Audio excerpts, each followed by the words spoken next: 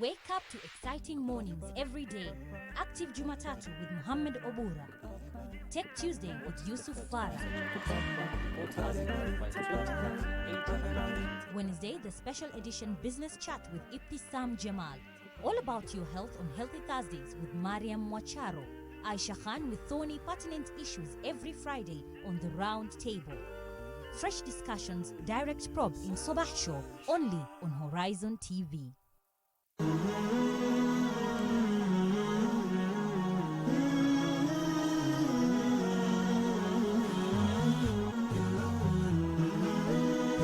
Horizon TV, the beacon for the nation.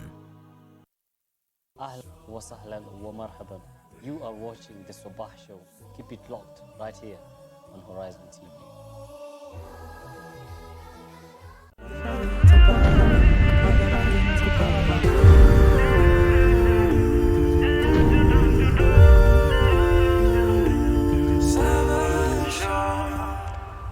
Bismillahirrahmanirrahim. Assalamu alaikum wa rahmatullahi wa barakatuh. Sabahul khair to you wherever you're watching us from. Good morning. Here's your inspiration this 24th day of September, the year 2019, same as 25th of Muharram, the year 1441 after Hijrah. Be patient, for what is written for you was written by the best of writers. Tech Tuesday begins now with me, your host Yusuf Farah, coming to you live from our HQs here in Nairobi, Kenya's capital, at the Jamia Mosque. And for you at home, you can join in the conversation through our Facebook, Instagram and Twitter handles at Horizontv Kenya, or our SMS line at 21951. Now, for the next 2 hours, I will be taking you through our two segments, that is the newspaper review, and after that, we will be discussing matters technology. Now, over to my guest in studio with me to help me discuss the newspaper headlines and whatever is happening in our country. I have Abdul Hakim Kigan from the University of Nairobi. Assalamu alaikum, brother. Alaikum salam. How are you? I'm very well. It's been a while. I haven't had you on my set, man. Always a pleasure to be at Horizon. It's good to have you back. And an honor. And of course, Victor Chepkilat from the Pioneer International University. Good to have you back as well. Thank you. You guys are ready? Ready. All right, let's do this. And we start on a sad note with the Daily Nation. This is a headline that is generally in majority of the papers. Killing children. These are the ones we wasted. Thaddeus Kinyanjui, 13 years old. Emna Kasandi, 13 years old. Jamin Jeru, 14 years old. Jacqueline Kesare, 12 years old. Whitney Wekesa, 13 years old. Monica Kemunto and Harriet Ndunge were the flower of our nation, the hope of our future. Yet, we allowed 800 young lives to be put at outrageous risk to serve 1 month's grid, with callous and careless authorities looking the other way as he flouted regulations. Now, Kigan, this is the state of schools in our country currently. We're seeing schools being built on the daily, schools coming up. For example, a place like Isli, it's hard to pass like one or two places without seeing a school that has been built. But majority of these schools haven't met the conditions that are set by the Ministry of Education. So who is playing the foul card in this? First of all, I would start by, giving my condolences to the family that lost, to the 8 families that lost their children, and a quick recovery to those children who are still admitted in hospital and those who are nursing injuries, those who have been discharged from the hospital. I would start by saying this, that buildings, they don't just fall, there are signs that buildings fall. A building doesn't just stand up and a wind blows there and it falls. No, there are signs that show that this building is at a state that it might fall. And it's really disheartening, first of all, to see, such young lives being lost, children who had gone to school with the hope of education and becoming better people, only to lose their lives. It's really disheartening. Yeah. And we saw a number of leaders, Nairobi leaders, legislators who were there, who came there and tried, tried to be with the people there and talk about the issue. And I must congratulate the neighbors of the school there in Dagoretti, who really came in quickly and helped even before the authorities were there, the police who came to for the rescue. The people who are there, the neighbors, they really played a good role. For me, if you ask me, the leaders who went there, for me it was just another show, and I could smell the ingenuity of them being there and talking about this issue. Because let me take for example the Nairobi women representative, Esther Passaris. She was there and she said that this issue, we cannot just solely blame the government. This is also an issue of us, the citizens, because it is us who give birth to these kids, and then we don't know where they'll go to school. I mean, so I was asking myself, so we should not give birth, or what is this? The ingenuity was, there was so much ingenuity in those statements, and I wondered, what are these people coming to do here? Is it just a photo session so that during campaigns they can display that we were here and we were helping our people? And again, another card was drawn to this issue in Dagoretti, the card of that we are not having a public school. That all this place just has private schools, and we saw the Deputy President, Dr. William Ruto. He proposed, he said that Lenana School will give land, and a public primary school will be built there, and it will be under the control of Lenana School. And I don't think this is an issue of whether we have a public school or we have a private school, because this is an issue of the safety of our schools in the first place. I think these people were just trying to divert the conversation from the issue of safety. And looking at it this way, this is a private school, and the first floor is the one that collapsed. Trust me, Yusuf, when you go to public school, they can't collapse because of one thing, because there is no even first floor in the first place. There is no first floor and there is no ground floor. The only thing that can fall is the branches of trees that these kids in public school breed under. True.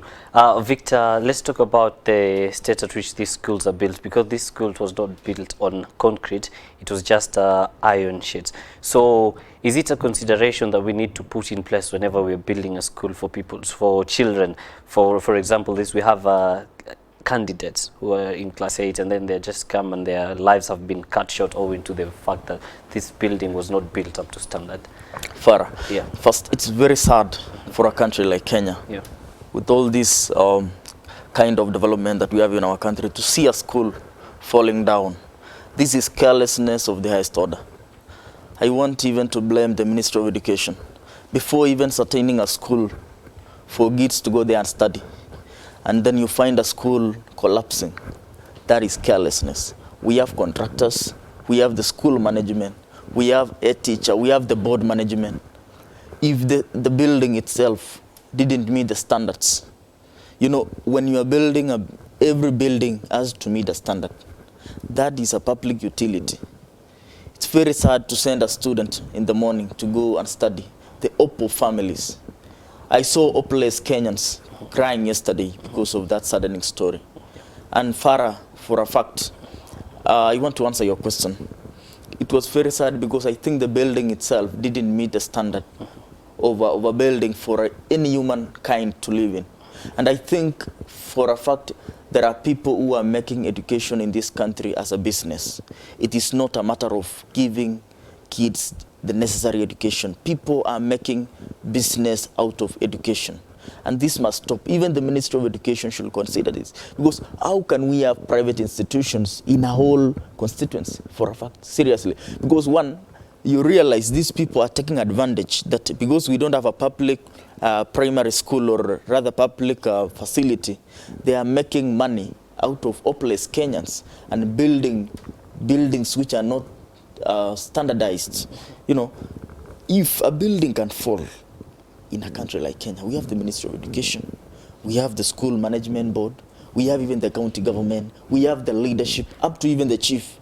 Do you think even that school itself, I was following up that story, that is 1 in a million. That's 1 in a million, because they had last week, I saw a school which was on the limelight also, which had cracks in the wall. That is 1 in a million, and we can have several. So I think this is a wake-up call for even Kenyans. It's a wake-up call for the Minister of Education. And I want to call upon Honorable Makoa to stand firm and see it to it that every school in this country should be certified, should be supervised to see that they meet the standards, so that we can curb killings and such incidents in the near future. Yes. The Ministry of Education and education in Kenya in general is just a big hoax. Okay. You know, because the Ministry of Education in itself cannot even, how can the Ministry of Education in itself, let me put it this way, how can it go and try and, yes, it is within its mandate to regulate private schools, but how can it even go outside there and regulate private schools, yet public schools are dilapidated, you know, to the lowest order? True. And we have schools where children don't have, they're under trees, they're sitting on stones, they're reading there, and find a whole school only has 3 teachers. Some don't even have classrooms. Yeah, and you wonder now, how is the Ministry of Education operating? I mean, this is a country that is 50 plus years post-independence, and we are still struggling with the basic things of education when other countries are struggling with Wi-Fi in every street. And again, I want to appeal to the parents. When parents go for these things they call parents' meeting, you know, the parents' meeting are held in these classes, and because the parents' meetings are held per class. And you wonder, you as a parent, you're sitting in that class. You're seeing, as I said earlier, classes don't just fall. Buildings don't just fall. There are signs that these buildings fall. And you see the signs that these buildings might fall. And you are there and you're sitting comfortably and you don't dare to ask questions. Are you seriously a parent? No, you're not. A question to our parents right there. Now, on the People Daily, speaking of standards, as Victor said, the slab for this school was only 2 inches thick and the wires were only fit for making chicken coops. Victor. Number one, first, who was the contractor of this building? You know, we need to get it clear. Who was the contractor of this building? You know, this building, and you may wonder that this building was even given to someone and millions were paid to build such a building. And then you find the same building falling. If a wall, the wall itself doesn't meet the standards, we have even the materials which are used, you know, this is a big shame for a country. This is even a big shame even for the construction industry. This means that even those people who are building, even the contractors, there are people who are in the industry which are not qualified. Because if a contractor comes in and build a public utility without the standards, that means even our industry is rotten. The building industry should even see that we have qualified individuals doing the construction. Because if you go there, you know, that is why I'm saying that is 1 in a million, because we might even have buildings within Nairobi which was built and doesn't meet the standards. And this is a case which even the government should consider. It's a serious case. Yusuf, Okay. Yusuf, allow me to say something. Yesterday, you saw how surprised and how shocked the head of the housing housing and buildings inspectorate, the chairman, how shocked he was to see such kind of a thing. And for him, even when he was being asked questions by the journalist, he was in a position that he was like, he wasn't even able to respond to the questions. And this spoke something to me. It spoke one fact that these people they are sort of handicapped financially. They are handicapped in terms of personnel. They are handicapped in terms of capital, that is with respect to equipments. And I'm sure that if they have a budget, it's a very small budget, because in Kenya we don't take seriously such inspectorates, because at the end of the day we are not even serious about our own lives. And I think the audits should be carried out in every school in Kenya, and while the audits are being carried out, it should raise questions on the dilapidated state of the primary schools and high schools that we have in Kenya. And at the end of the day, I hope that yesterday we lost 8 children. I hope it will not take more than 8 children again, so that we take this issue of audit of the standards of schooling seriously. All right, Victor, as we finish, let us talk about parents' role in ensuring that their students go to quality schools. You see, when, like Keegan had said, you attend a school meeting and you see the situation of the school that your child is attending, how important is it for you as a parent to demand for better quality because you're sending your child there? For a fact, demanding better qualities means that you provide the best for your kid. And as a parent, I think it's a matter of being there for your kid. It's a matter of a parent to see that a kid has go to a school which is in a good standard. And I think parents, for once, should consider that education is the key to success. And if they want their kids to learn and to be in a comfortable environment, even themselves, I think, for once, parents should pull up their socks and realize that kids are the hope for this country. And they should consider taking their kids to schools which are better. Because one, you may find that we have Kenyans which are maybe in one way or another, they don't have money, or rather they are poor families. I appeal to parents that they, even at their low levels, they should be able to even see, they should not ignore children. Because you find there is ignorance in our parents sometimes, where you find parents just let their kids to school with a lot of ignorance. They don't even know how the kid is doing, the condition of the school, even the school uniform, what the kid is wearing. I think for a fact, parents should stop being ignorant and should consider that the kids are very important. They are important not even to themselves alone, but to the economy of our country, because every country depends on education, and population of a country through education is an inspiration to the country. Okay, Keegan, very quick corrective measure before we finish this story on the school tragedy. The corrective measure is very simple. When you want to build a school and you have that plan and you first take it to the Ministry of Education for approval. Once the first thing, even before you set the school running, you should have buildings, and you should have also a playground. A playground is also another thing that is always underestimated. You find schools, especially in the city, and they don't have a playground. Where will these children play? These children don't just go to school to read. They also have to partake in co-curricular activities. So I think the issue of buildings and structures should be something that should be already set up, and they should not be compromised. The Ministry of Education should come and tick the boxes of everything being okay. Another issue also in our schools, also in the cities, is an issue of the ablution blocks. You find that the toilets, they're in a very bad condition. The toilets are you look at the toilet ratio with the students, and it's absurd. These are the things that the Ministry of Education should do a serious audit, and the audit should be followed by actions. The audit should be followed by the actions. Keegan right there saying the corrective measures should be put in place. On that note, from the school tragedy, we're taking a quick short break, but when we come back at this from the start, BBI suggests reforms, plans to avoid referendum. Don't go too far. You are watching the Sabah Show. Ahlan wa sahlan wa marhaban. You are watching the Sabah Show. Keep it locked right here on Horizon TV.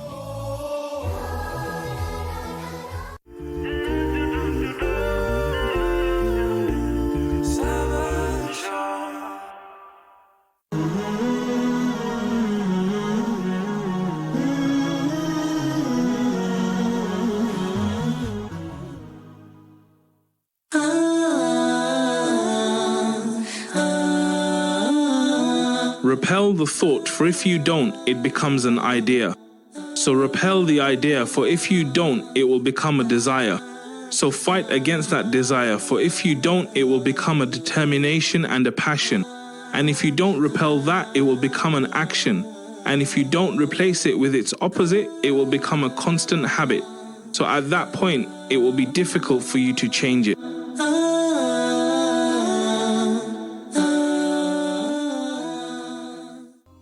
Finding difficulty to find us on Azam decoders? Rescan your Azam decoders and find us on channel 008. Horizon TV, the beacon for the nation.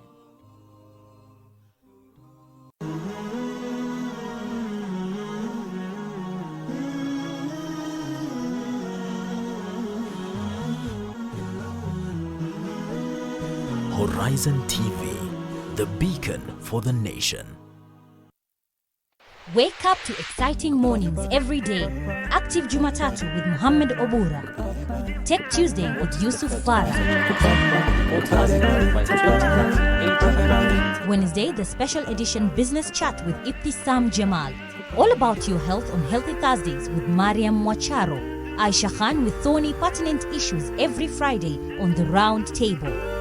Fresh discussions, direct probe in Sabah Show only on Horizon TV. Abu Najma with kids. We learn Quran. We learn Quran. We learn Quran. We learn Quran. We learn Hadith. We learn Hadith. We learn Hadith. We learn Hadith. We learn the duas. We learn the duas. We learn the duas. We learn the duas. We love a prophet. We love a prophet. We love a prophet. We love a prophet.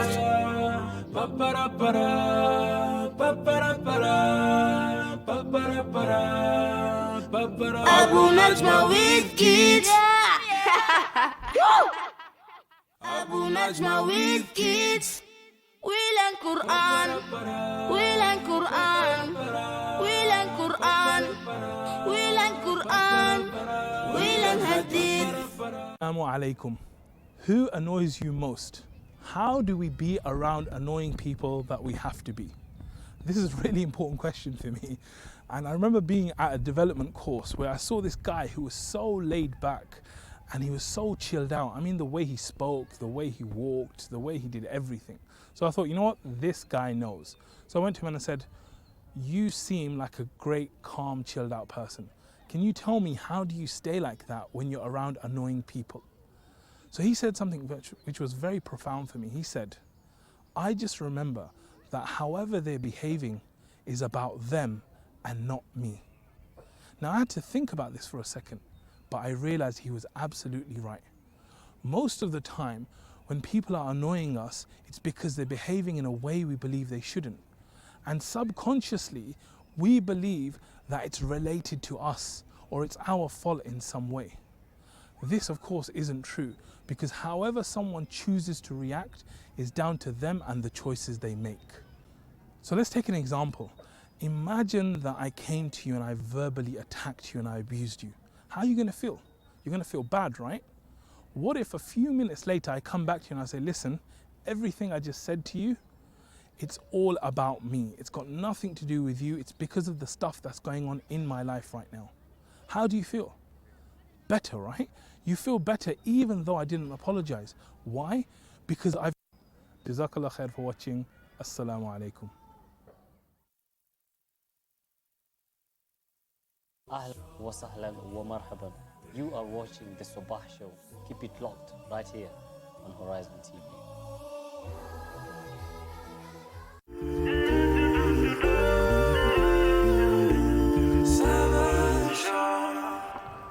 Ahlan wa sahlan wa marhaban. Welcome back to the Sabah Show with me, your host Yusuf Farah. Now we're still on the newspaper review. Before we went on the break, we were discussing this story, the headline on the Star that reads, BBI suggests major reforms, plans to avoid a referendum. Now, Deputy President William Ruto has rejected referendum to create new position.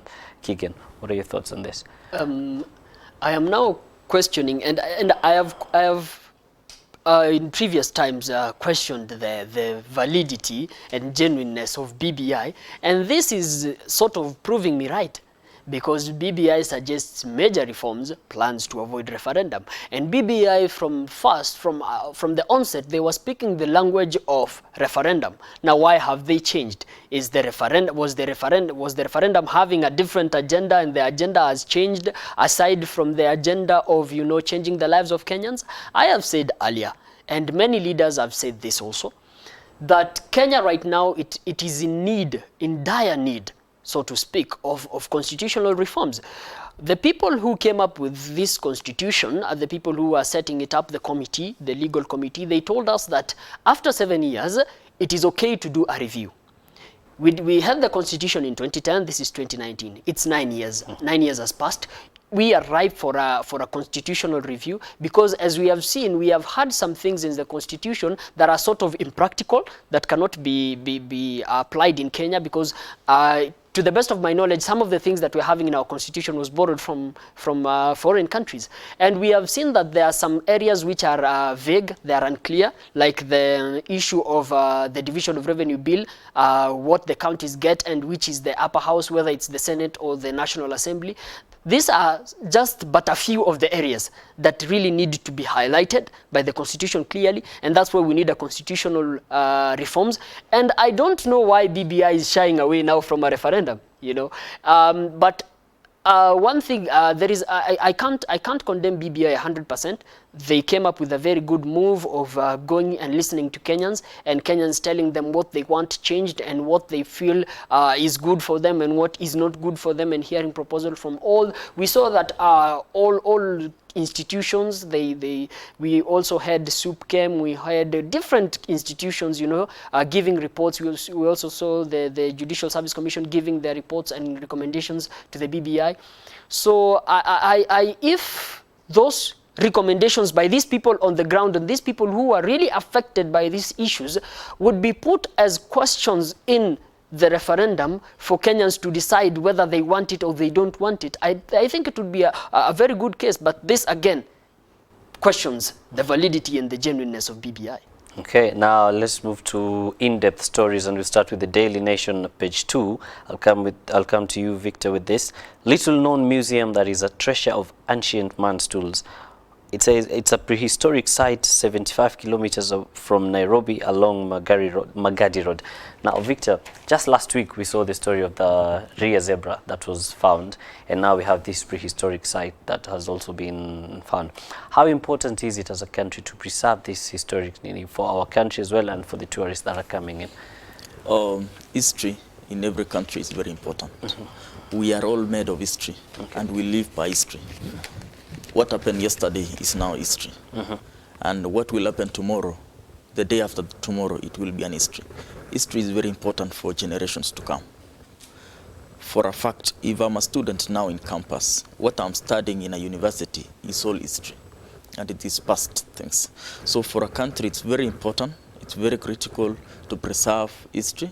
It's very nice for a country to have preservation, to even forest, for tourist attraction, to have wildlife, because for a country like Kenya, we know that tourism has been something that has been contributing to the economy of this country for many years. If you mention Kenya in the world, if you mention Kenya, Kenya is known for tourism attraction. Kenya is known for athletes. Kenya is known for many things, but tourism is very important for our economy and for our generations to come. And I want to touch on something on the referendum, on the BBI. Allow me to just, because I have an issue, I have a burning issue on the BBI issue. I think those who are for the BBI should stop taking Kenyans on a ride. Should stop taking Kenyans on a ride. You can't propose a constitutional review and then after some few months, because your agenda has not been realized, you come and, change the idea. This means that the BBI was not for the Kenyans. The BBI was for the few individuals who want positions and who are greedy for power. Yeah, that's my take. Right. First of all, the institutions of higher learning in Kenya should really work hand in hand with these historical sites in Kenya. Looking at Olorgasaile in Kajiado County, it has not even one. It has the oldest hand axes that were dated back to history. That were being used, those tools that were being used by the early man, which dates back to between 600,000 years to 900,000 years ago. And these things can't be found in any other part of the world aside from Olorgasaile. So the higher institutions of higher learning should really work hand in hand with these places. And I sometimes sit back and wonder, when should somebody move out of Kenya, go to, I don't know, Harvard, Cambridge, Oxford, these foreign universities to learn about, there is something called Black history these days, to learn about the history of Africa in those places and learn about anthropology and archaeology in those places. And we have Olorgasaile in Kenya, which has the oldest tools used by the early man. Why should you go out there and read about that, and you have that in your country? All right. Now let's move on to page 12 of the Daily Nation. Children's agony in delays to effect new laws on paternity. Now, sections of the law that allow fathers to choose whether to give their consent for their names to be included in birth certificates are illegal, courts say. Victor, what do you think about this? You say that, repeat your statement. Like you've had a child out of wedlock with someone now. There's this law that gives the fathers, they can give consent for their names to either to be included in a child's name or not. Out of wedlock? Yes, if you had a child out of wedlock. I think when it comes to naming children, every society, every tradition has got its own way of doing things. When you go to Kalenjins, they have their traditions. When you go to Muslims, you have your traditions. When you go to Maasai land, they have their traditions. And I think when it comes to such factors, you know, a parent, or rather a father, is the head of the family. And when it comes to my kid, for example, I have that authority to maybe name my child. And I think that's a nice thing for fathers to name your child, because that's your identity. You know, that's your identity. Actually, that's your son or daughter. You have the right to do that. Keegan, you want to interject? Yeah? I'm looking at an interesting position or move where a father, when a child has been born and the father looks at this child and this child doesn't look like me, this ear is not mine, these eyes are not mine, no, this doesn't get my surname, you know, such kind of things. But I think there have been instances where some women have given birth to children and pinned it, so to speak, on men who are not their fathers, and even give them their surnames. And even when it comes to inheritance, they say, lo and behold, my child has his name. He's a rightful owner, or you know, a rightful heir to his wealth or whatever property the father owned.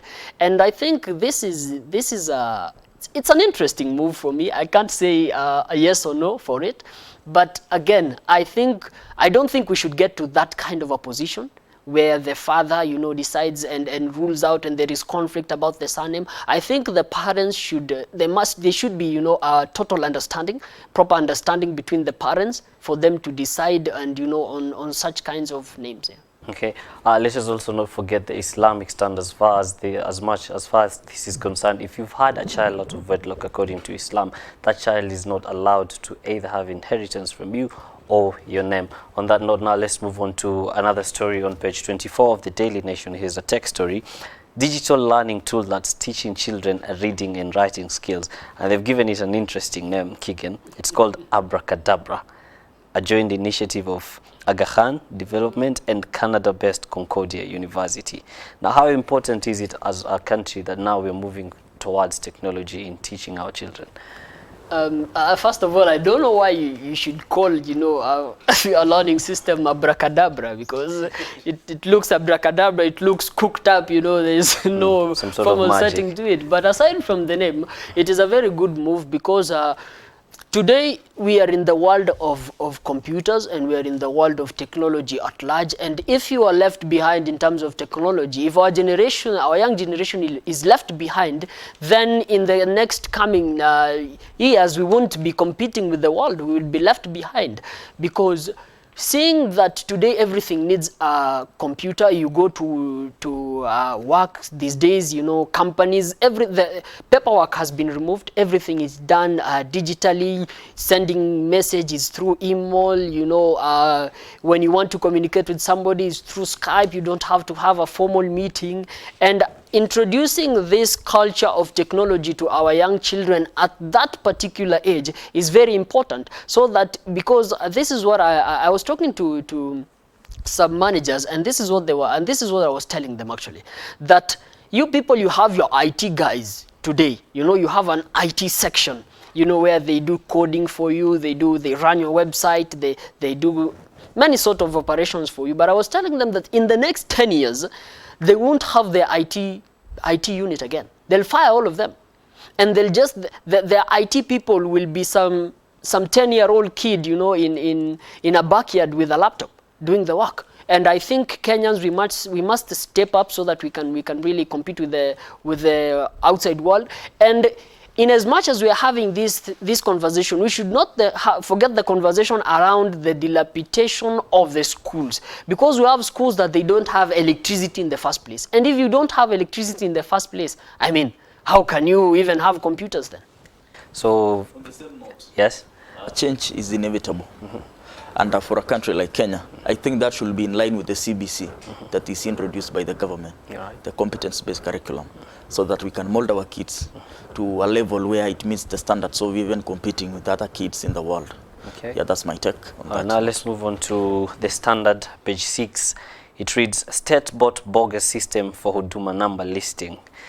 You know, Keegan, we joked about whether people had been counted and everything, but now you can see here that the state bought a bogus system, and no law adopted after data collections can cure anomalies in the system as possible hacks, expert tells courts.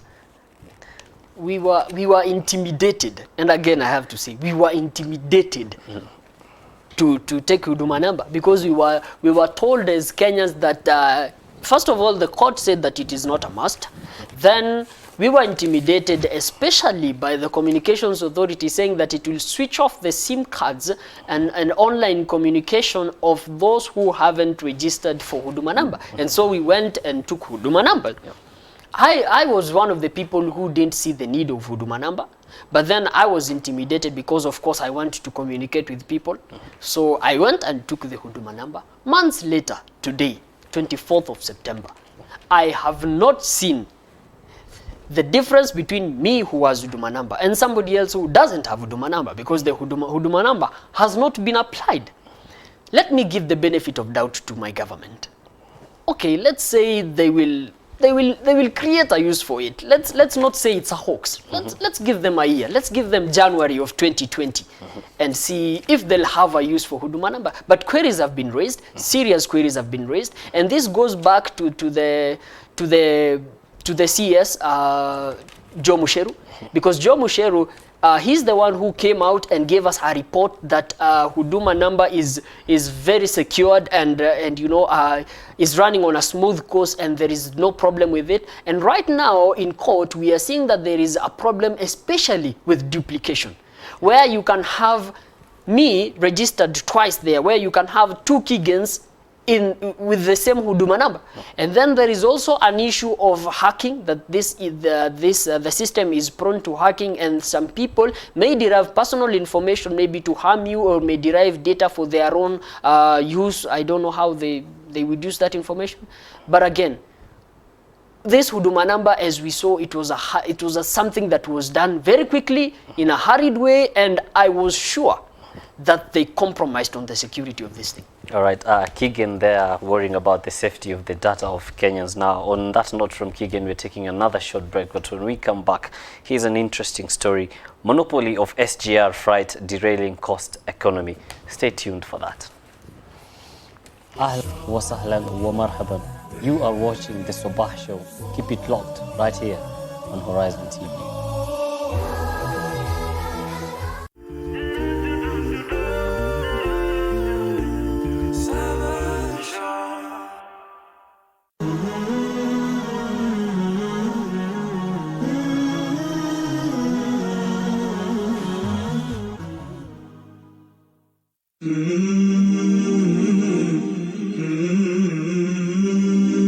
From the most interesting things is the alertness of the dying person at the time of his death.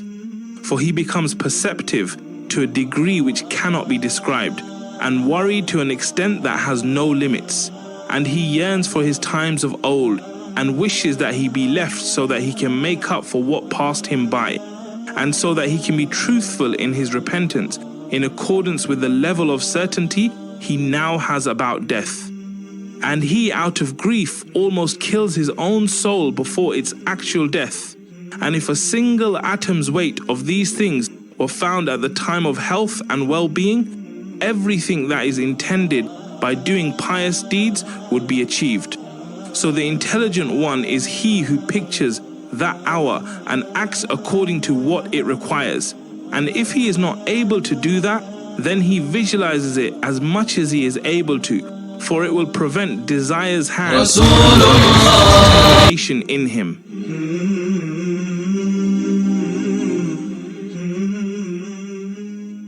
Are you finding difficulty to find us on Azam Decoders? Rescan your Azam Decoders and find us on channel 008.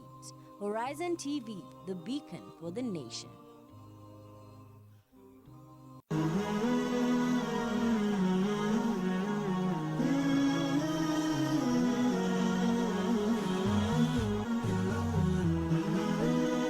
Horizon TV, the beacon for the nation.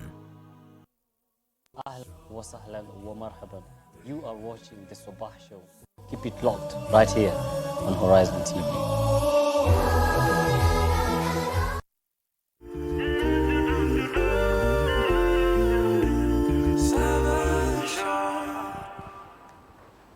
Welcome back to the newspaper review. Now, before we went on the break, we were discussing this story, monopoly of SGR freight derailing cost economy. That is page 8 of the Standard. Now it says traders are closing warehouses and logistics sector was collapsing owing to policy.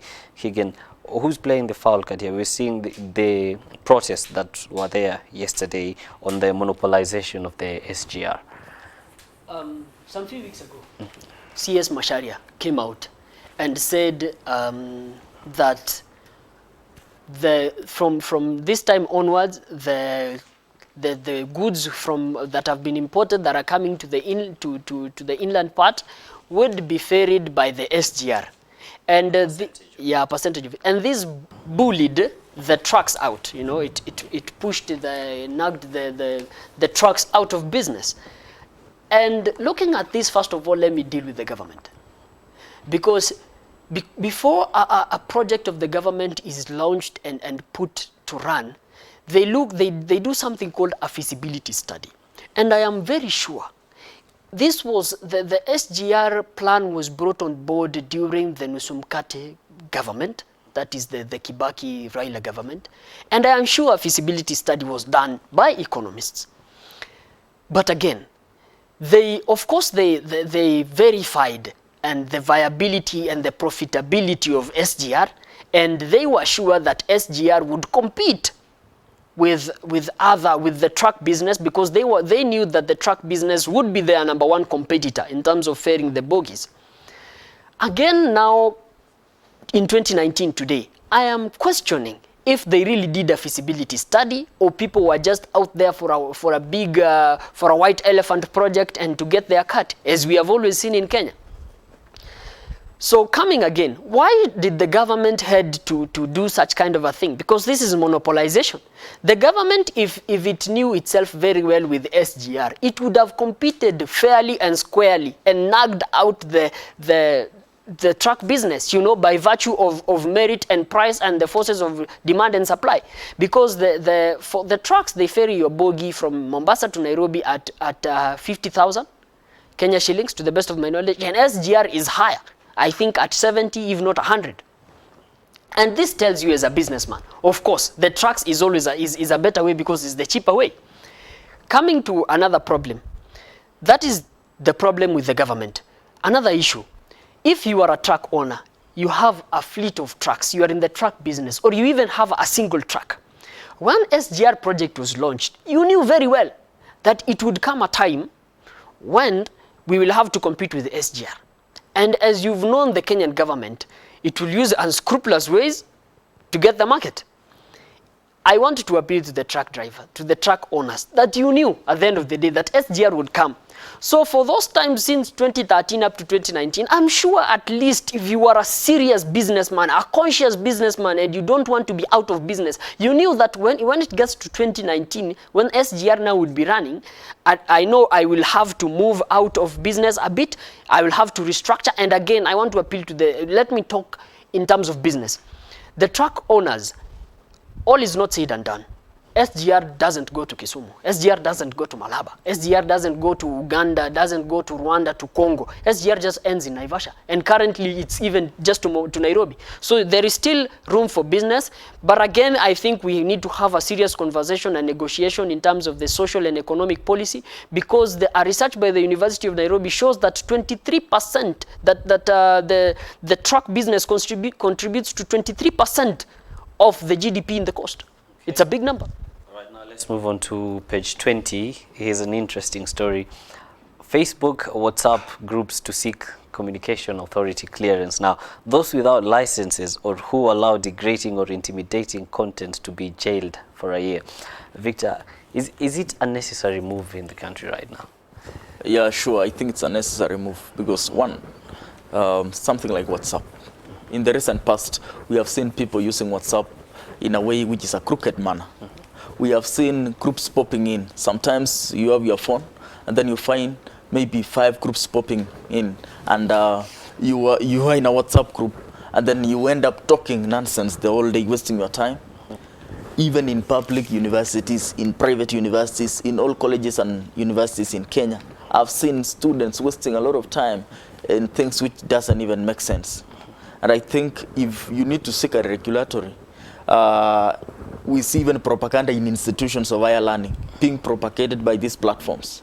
We have seen even institutions collapsing because of kind of manner of things going on social media. And I think it's a regulation which should be considered, because why should we have platforms which doesn't even have an advantage to our economy?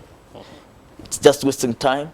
You see the other time, you see a student, a young kid, playing with the social media.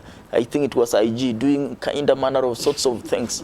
You know, these are the regulations we need to have. We need even to standardize to a measure of a kid or rather age who can be liable to have an account. Because one, if we have everybody in Kenya doing things, we have seen even people using platforms to even talk ill of the president, talk ill of the government, talk ill of institutions.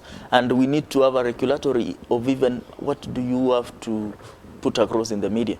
You know, that's a nice move, and I think I applaud the move. Yes. Just allow me to say this. Social media is like water.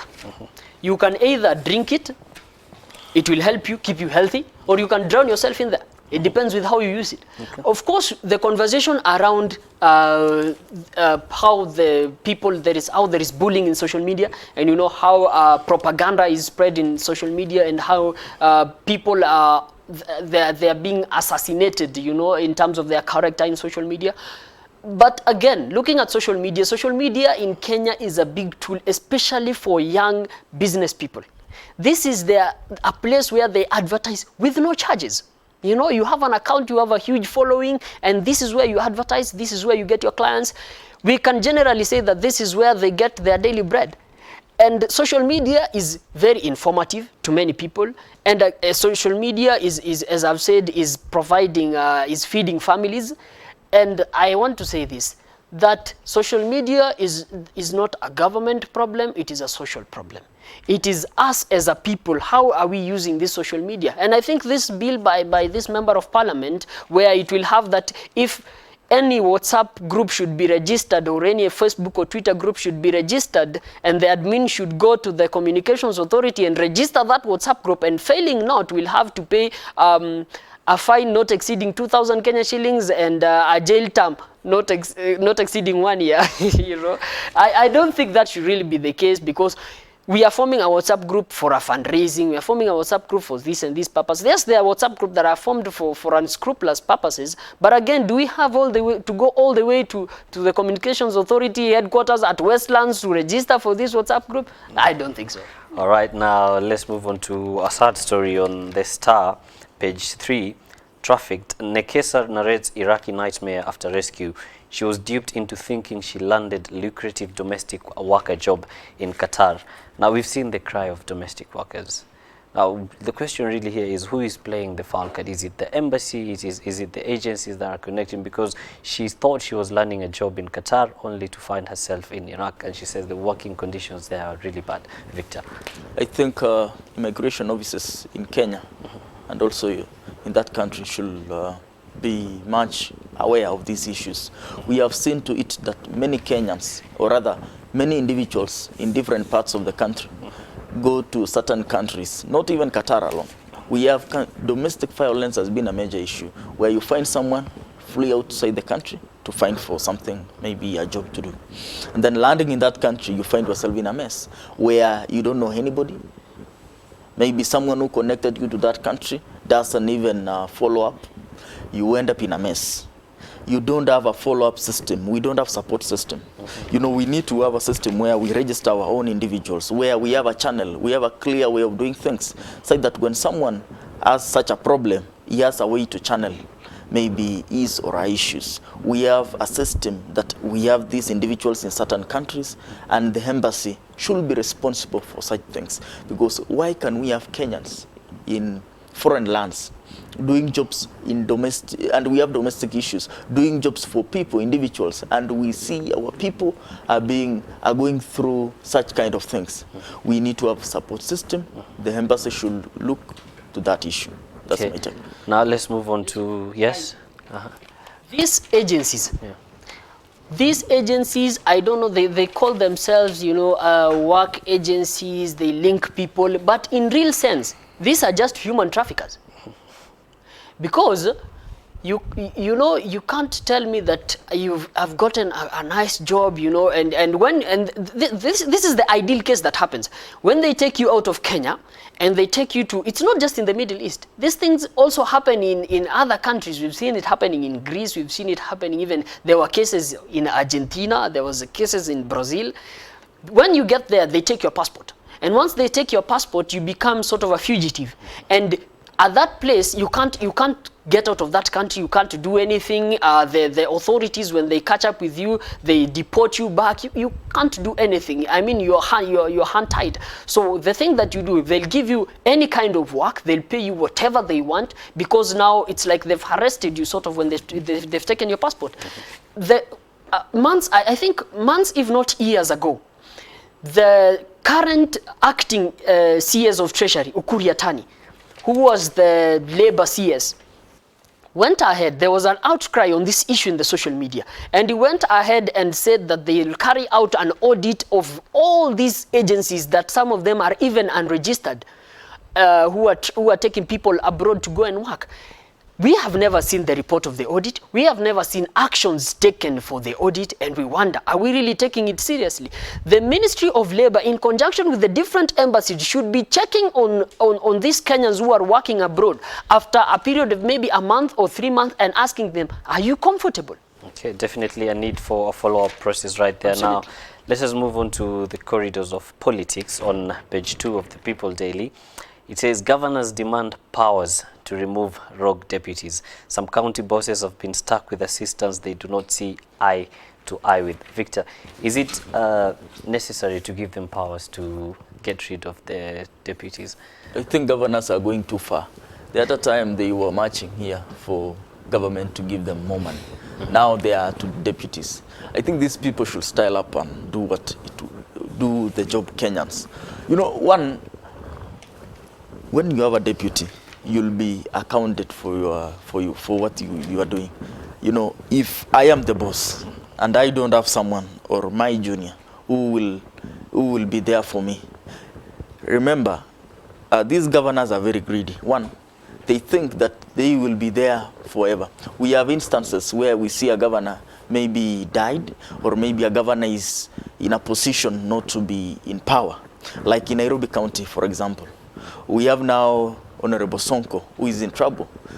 He's not even in office. So if we give them powers to even ensure that, or if we give them powers to eradicate and make sure that they don't have their deputies, how will the counties operate? In West Pokot or in Pokot, we have this deputy governor who is in abroad. And the governor is working. And if now we don't have these people in position of power, who will help these people? You know, these governors should understand the need of having a deputy.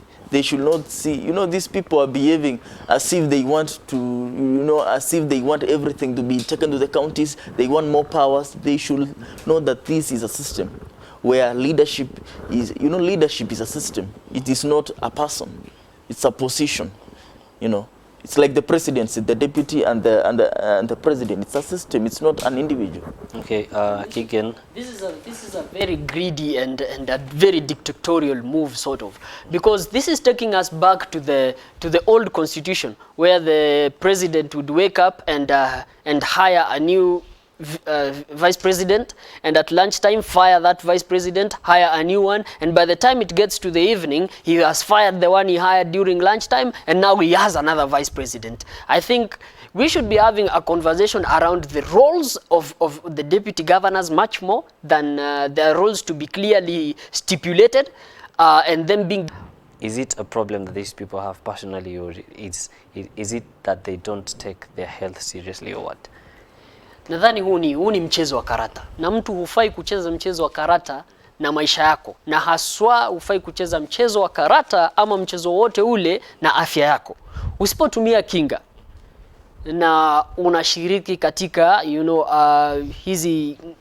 unashiriki katika ngono ambazo si halali, ambazo ni kutoka nje ya ndoa na vitu kama hivyo, bila shaka kutakuwa na ile high chance ya wewe kupata ugonjwa ukimwi ama ugonjwa mwingine, magonjwa ya zinaa na mambo vile vile. Na ukikataa kutumia kinga, sasa utamlaumu nani? Okay. On that note from Keegan, we have...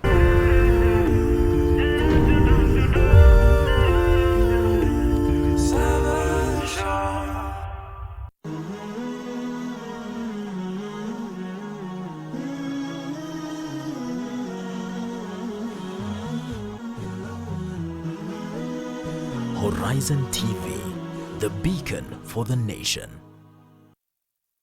Wake up to exciting mornings every day. Active Jumatatu with Muhammad Obura. Tech Tuesday with Yusuf Farah. Wednesday, the special edition Business Chat with Ibtisam Jamal. All about your health on Healthy Thursdays with Mariam Mwacharo. Aisha Khan with thorny pertinent issues every Friday on the round table. Fresh discussions, direct probe in Sabah Show, only on Horizon TV.